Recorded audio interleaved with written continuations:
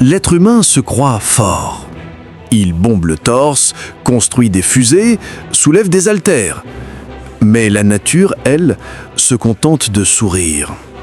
Parce qu'au fond, le monde regorge de créatures minuscules ou majestueuses qui nous battent, sur tous les tableaux. Dans les forêts tropicales, il avance lentement, cuirassé comme un chevalier. Ce colosse miniature peut soulever 850 fois son propre poids. Imagine un humain de 80 kilos portant un camion de 68 tonnes, sans gémir, sans braguer, sans selfie. Chez lui, la force n'est pas un spectacle, c'est un instant. À l'échelle du sol, elles sont des armées. Chaque jour, elles transportent 50 fois leur poids, bâtissent des villes souterraines, cultivent des champignons et nourrissent des royaumes entiers, sans jamais dormir. Leur secret ? Une hiérarchie sans égaux. Chez elles, pas de patron, que des missions. Quand ils plongent, ils déchirent le vent.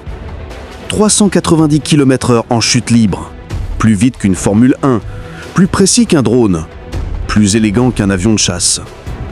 Ses yeux distinguent une souris à plus d'1 kilomètre. Il n'a pas d'usine, pas de plan d'ingénierie. Il a juste la perfection imprimée dans l'ADN du ciel. 8 bras, 9 cerveaux, un camouflage instantané. Il pense, ressent et se déguise à la vitesse d'une émotion.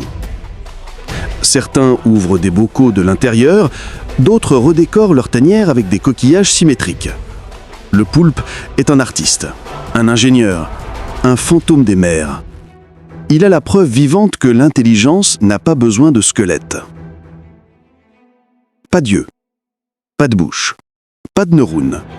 Et pourtant, il apprend, se souvient et partage ses savoirs à d'autres blobs.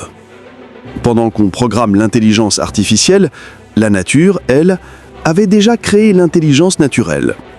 Alors, qui est vraiment le plus fort ? L'homme avec ses machines et ses records, ou ces créatures qui, sans gloire ni médaille, prouvent chaque jour que la nature n'a jamais cessé d'être un génie ?